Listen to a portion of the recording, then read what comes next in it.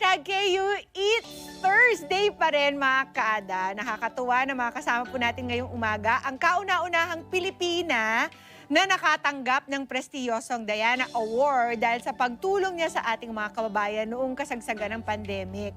Naitatag po ang award na ito bilang pagbibigay pugay kay Diana, Princess of Wales, na kilala rin sa kanyang mga humanitarian works. Kinilala po ang 400 kabataan, ages 9 to 25 years old, mula sa iba't ibang panig ng mundo na may katangi-tanging mga gawa para sa kanilang kapwa. At isa na nga po dyan, si Shawntel Nicole Martinez Nieto, co-founder ng Cainta food program at Sustainable PH. Welcome sa Kada Umaga, Shawntel. Thank you for being here. Hi, Miss Pia. Thank you for having me. First of all, congratulations! How does it feel na sa kadami-daming tao sa mundo, ikaw pa ang napili, isang Pilipina at isang batang-batang Pilipina para sa Diana Award na yan?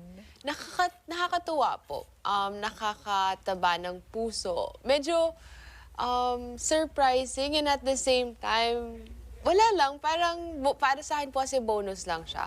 Yung totoong premyo naman po ay nagagawa namin para sa tao po. Tapos ito po, bonus. Siguro swerte lang na ako yung napili. Pero kasi ang dami naman po kasi taong tumutulong talaga. So nakakatuwa lang din po at nakakaulit taba ng puso. Shawntel, bakit ito ang napili mong gawin? Ano? Kasi parang we know na marami sa ating mga kabataan, primary on their minds are parang in your stage in life. 'Di ba? Career building, professional advancement, or minsan social media, views, engagements. Pero ikaw, pagtulong sa kapwa ang una mong tinutukan bilang I know that your course in college is applied chemistry. Paano ka napunta sa ganyang larangan? Well, una po, hindi ko po kaya mag-social media kasi hindi po ako marunong sumayaw. So, out na yun. Okay. But at the same time, I think for me po kasi, my parents, they're both doctors. And for all of their life, I've seen how they've used their profession for service. Medicine has always been for service. And I think growing up, my brothers and I were taught that regardless of what profession you enter, whether it's medicine or not, you can always use it for service. So Ms. Pia, when you talk about how a lot of people my age focus on career advancement instead of perhaps social impact or being there for others, I don't see a difference. I think that in everything we do, we could be of benefit to others and to society. And that's what I try to showcase. And as far as my course is concerned, Management of Applied Chemistry, I really got from it the desire to innovate and to create. So to see a problem, whether it's yung shampoo ko, sinisira yung buhok ko, or na walang makain dahil sa pandemya, and to see how we can find ways to make do with what we have to create something better. And hence, our food program or organizations came about as a means to solve everyday problems faced by everyday people. Galing. May nanalo na, uwian na tayo. Di ba, Emma? Pero, okay, I'm sure Arkadas are just wondering, ano nga ba itong ginawa mo para magawaran ka ng Diana Award? So, yung Diana Award ko po, dahil po to primarily dun sa Cainta food program po namin. So, when the pandemic started, literal po, first week of the lockdown, nag-mobilize na po kami. We started with 2,000 pieces of face masks, 500 pieces of bread, and about 20 boxes of chocolate snacks. Thus from there on, we continued contacting our network to see who might be able to donate. And at that time, a lot of people really wanted to help but couldn't because they couldn't leave the house. Yes. But somehow we could.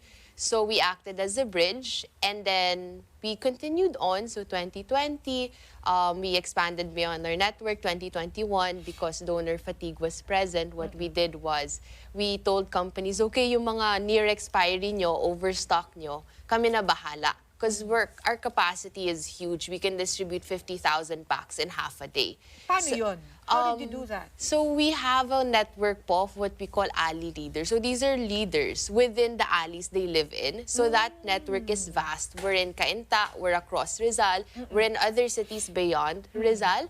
And what we do is we coordinate with them. So when goods come in, our center or our house, we coordinate with them. They either get it from there, we have a pickup point, tas sila na po bahala to distribute. Kaya ang bilis po talaga. Ang galing. How did you put this system in place na when you needed it, talaga na tong sistemang ito all over your local?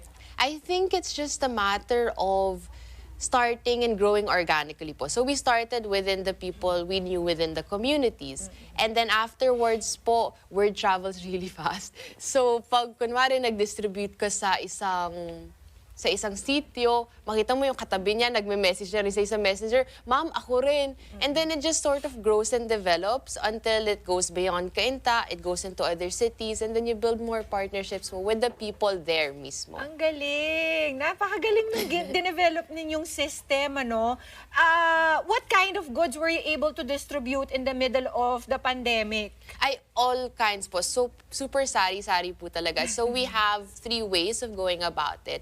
First, we work with organizations or companies that provide us with either donatable items or overstock inventory nga po. So, they won't have to put it to waste. Other times po, we'd So, work... you tap mga what? Let's say, what? Groceries? Ganon? So yes Or po, for organizations and companies, we have, say, the conglomerates, we have food and beverage industries, and then we also work with groceries, supermarkets, restaurants. So they also provide us either with packed meals or excess produce from the markets. We also do that po. Ang galing! So, wala pang nasasayang. Wala pong nasasayang, yes. Amazing! So, in this endeavor, Shawntel, meron bang money out kayo? Do you have to raise funds also to fund your activities? Predominantly, yes po. So, of course, we have to take care of logistics, of mahal ng gas ngayon. So, that's a thing. But generally, we do manage a general donor fund, but majority of those funds we still use to procure rice and grocery kits po. A lot of what we're able to do back end are also formed through partnerships po. So, ang dami po talagang voluntary effort na nagdudulot na nagagawa namin ngayon. At ngayon, tuloy-tuloy lang ba ang tulong? Yes, Shawntel, sino naman ang beneficiaries ninyo? How do you pick the beneficiaries for your ano? So yes, every day po, nagdi-distribute kami. So since March 2020, we've been at it every day. And our beneficiaries po are very wide in scope po. So we go with marginalized communities, of course, across 15 cities. We also cater to 7 hospitals from Morong to Bulacan. So we do patients, frontliners. Depending on the donor din po kasi, sometimes we allow them to select where their preferences are. So we do PWDs, we do people being vaccinated. So depende po, marami pong tao, so marami po magbibigyan. Tama. O hindi tayo makukulangan ng pagbibigyan, ano? But what is the payback for you? Really just the opportunity to help and serve po. I think a lot of people, they might see, the Diana Award, Forbes 30 under 30, all that stuff. But really for me, it's when I see someone happy. It's when I know that somehow I'm able to help them. I'm not changing the world. I'm not changing their entire lives. But if I can show them that there's someone who cares and that someone's me, I think that's the biggest payoff that I can get. What kind of stories, Shawntel, have you heard from the people you have helped? I think there's a lot po. A lot of the very moving ones came, especially from the time of the pandemic. You would give them, say, a grocery kit, and then they'd have like rice and canned goods, and they feel as if they've received the world. And I think it's a different feeling altogether. I'd always say that giving is the most selfish thing that you can do. And I can't fully put it into words, but what I can say is that if someone wants to feel what I feel, or if they want to understand how it is, just go out and give someone something out of the goodness of your heart, and you'll know exactly how it is to be like that. So, yeah. Nakaka-touch naman yung the way you put it, Shawntel. What are your plans pa for the future? Do you not think about yourself also, Shawntel? Paano naman ang iyong career, di ba? I think I firmly Or believe... this is it? I firmly believe po that there is a career in doing good. I think that a lot of times when we think of careers, we think about how much money am I going to create based Correct. on what industry I'm in. Yes. But on the one hand, I think that regardless of what industry you're in, so long as you're good at it, so long as you excel, the money will come. And at the same time, for me, I think if you're gonna do something, if you're gonna devote your skills, your time, your effort, your career for something, it might as well be something that provides positive and good societal impact. And so, yeah, I'm staying in the field of sustainability, sustainable development, so that I can see how we can help marginalized communities and also create systems overall that perhaps will eradicate the presence or existence of marginalization all around. Grabe. They are singing praises and heaven is rejoicing because we have somebody like you, Shawntel, di ba? Sabi nga nila, do not store up treasures here on earth, but in eternity or in heaven. Words of advice, words of inspiration to other young kadas out there, Shawntel. I think just start with yourself, I would suppose. I started within the impact space in 2015. So I was very nerdy. So my friends and I, we created these like electricity generating water filtration bikes. It's a mouthful and it's very it's very nerdy. But we started there. But it took a while for me to also zero in on what issues I really wanted to work on. And I think for a lot of young people, it's also like that. Parang how do you start? Exactly, how diba? do you start? And also, what do I choose to do? Because it's such a huge question everyone's asking. Like, there's so many possibilities right now, but what do I want to be and who I want to be? And I think it starts with their values. What do you feel passionate about? What do you care about? What excites you?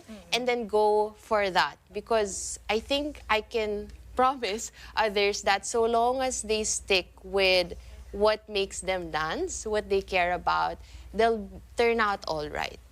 Regardless of what industry that is, regardless of what profession that is, so long as they love what they do, they'll wake up every morning, one, happy, and at the same time, so it would be so natural and innate for them to keep doing what they do that before they know it, they're excelling, they're on TV, and all of that stuff. So just be true to yourself and keep at it.